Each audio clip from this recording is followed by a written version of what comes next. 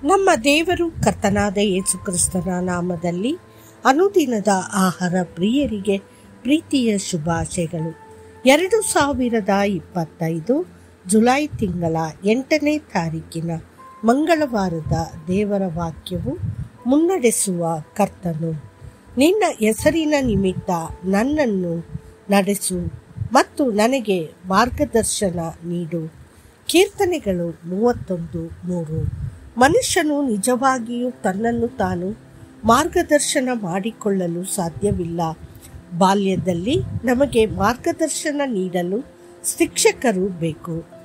ಜೀವನದಲ್ಲಿ ನಾವು ಸ್ನೇಹಿತರು, ಮಾರ್ಗದರ್ಶಕರು, ವಿದ್ವಾಂಸರು ಅಥವಾ ರಾಷ್ಟ್ರೀಯ ನಾಯಕರಿಂದ ಸಲಹೆ ಪಡೆಯುತ್ತೇವೆ. ಆದರೆ ಆತ್ಮಕ್ಕೆ ಯಾರು ಮಾರ್ಗದರ್ಶನ ನೀಡಬಲ್ಲರು? ನಾನು ಜನರನ್ನು ಸಾವಿನ ಸಮಯದಲ್ಲಿ ನೋಡಿದ್ದೇನೆ. ಅವರ ಆತ್ಮಗಳು ಎಲ್ಲಿಗೆ ಹೋಗಬೇಕು ಅಥವಾ ಯಾವುದಕ್ಕೆ ಅಂಟಿಕೊಳ್ಳಬೇಕೆಂದು ತಿಳಿಯದೆ ಚಂಚಲ ಮತ್ತು ಗೊಂದಲಕ್ಕೊಳಗಾಗಿರುತ್ತದೆ.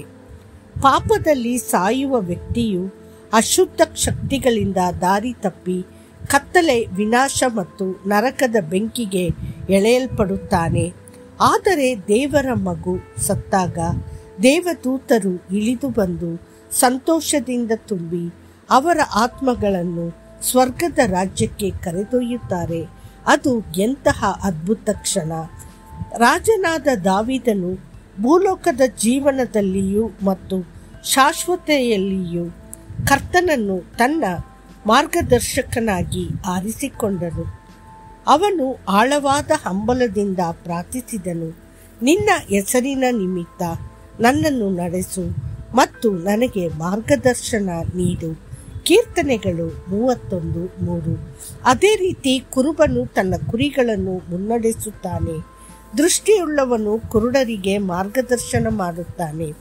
ಬುದ್ಧಿವಂತನು ಮೂರ್ಖರನ್ನು ಮುನ್ನಡೆಸುತ್ತಾನೆ. ಬಲಶಾಲಿಯು ದುರ್ಬಲರನ್ನು ಬೆಂಬಲಿಸುತ್ತಾನೆ. ಹಾಗೆಯೇ ನಾವು ನಮ್ಮ ಮಹಾನ್ ಮತ್ತು ಶಾಶ್ವತ ಕರ್ತನು ನಮ್ಮನ್ನು ಪ್ರತಿದಿನ ಮುನ್ನಡೆಸಬೇಕೆಂದು ಬಯಸುತ್ತೇವೆ.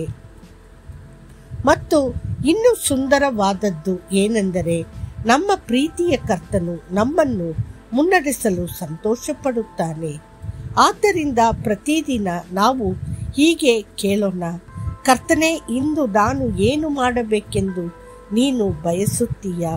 ನಾನು ಯಾವ ಹಾದಿಯಲ್ಲಿ ನಡೆಯಬೇಕು?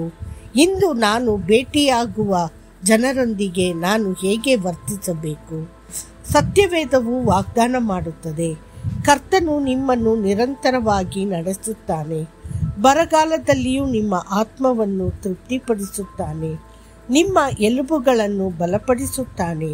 ನೀವು ನೀರು ಕುಡಿದ ತೋಟದಂತೆಯೂ ನೀರಿನ ಬುಗ್ಗೆಯಂತೆಯೂ ಇರುವಿರಿ. ಅದರ ನೀರು ಬತ್ತಿ ಹೋಗುವುದಿಲ್ಲ. ಯೆಶಾಯ 58:11. ಇಂದು ಅನೇಕರು ತಮ್ಮ ಸ್ವಂತ ಇಚ್ಛೆಯ ಪ್ರಕಾರ ನಡೆಯುತ್ತಾರೆ. ಆದರೆ ಸತ್ಯವೇದವು ಎಚ್ಚರಿಸುತ್ತದೆ, ಮನುಷ್ಯನಿಗೆ ಸರಿಯಾಗಿ ತೋರುವ ಒಂದು ಮಾರ್ಗವಿದೆ, ಆದರೆ ಅದರ ಅಂತ್ಯವು ಮರಣದ ಮಾರ್ಗವಾಗಿದೆ. ಜ್ಞಾನೋಕ್ತಿಗಳು 14:12. ದೇವರ ಪ್ರಿಯ ಮಕ್ಕಳೇ, ನಿಮ್ಮ ಚಿತ್ತ ಮತ್ತು ಮಾರ್ಗವನ್ನು ಕರ್ತನಿಗೆ ಒಪ್ಪಿಸಿಬಿಡಿ. ನೀವು ನಿಮ್ಮ ಮಾರ್ಗವನ್ನು ಆತನ ಕೈಗೆ ಒಪ್ಪಿಸಿದಾಗ ಆತನು ತನ್ನ ಉನ್ನತ ಉದ್ದೇಶಗಳ ಪ್ರಕಾರ ನಿಮ್ಮನ್ನು ನಡೆಸುತ್ತಾನೆ. ಮತ್ತಷ್ಟು ಹೆಚ್ಚಿನ ಧ್ಯಾನಕ್ಕಾಗಿ ಆತನು ತನ್ನ ಹೆಸರಿನ ನಿಮಿತ್ತ ನನ್ನನ್ನು ನೀತಿಯ ಮಾರ್ಗಗಳಲ್ಲಿ ನಡೆಸುತ್ತಾನೆ. ಹೌದು, ನಾನು ಮರಣದ ನೆರಳಿನ ಕಣಿವೆಯಲ್ಲಿ ನಡೆದರೂ ನಾನು ಯಾವ ಕೇಡಿಗೂ ಹೆದರುವುದಿಲ್ಲ, ಯಾಕೆಂದರೆ ನೀನು ನನ್ನ ಸಂಗಡ ಇದ್ದಿ. ಕೀರ್ತನೆಗಳು 23:3-4. ಕರ್ತನು ನಿಮ್ಮನ್ನು ಆಶೀರ್ವದಿಸಲಿ. ಆಮೇನ್.